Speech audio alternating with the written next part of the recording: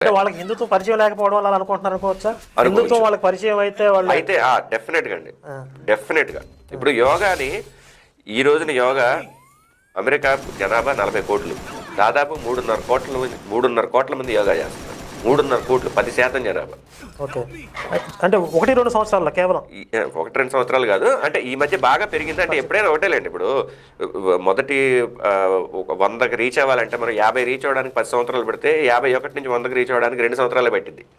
So దాని వెనకాల foundation ఎప్పటి నుంచే ఉంది. అయ్యంగార్ గారి దగ్గర నుంచి, బీకేఎస్ అయ్యంగార్ గారి దగ్గర నుంచి చాలా మంది, మనకి ఈవెన్ శ్రీశ్రీ గారు కావచ్చు, సద్గురు జగ్గి వాసుదేవ్ గారు కావచ్చు, అయ్యంగార్ గారు కావచ్చు, ఇట్లా చాలా మంది చేస్తున్నారు.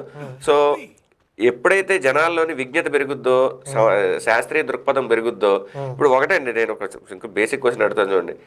ఎవడైనా సరే, కొంచెం బుర్రనుడైనా సరే, ఎవడో యాపిల్ పండు తినడని చెప్పి మానవ జాతిని మొత్తాన్ని దేవుడు శపించేశాడంటే ఎట్లా నమ్ముతారు చెప్పండి?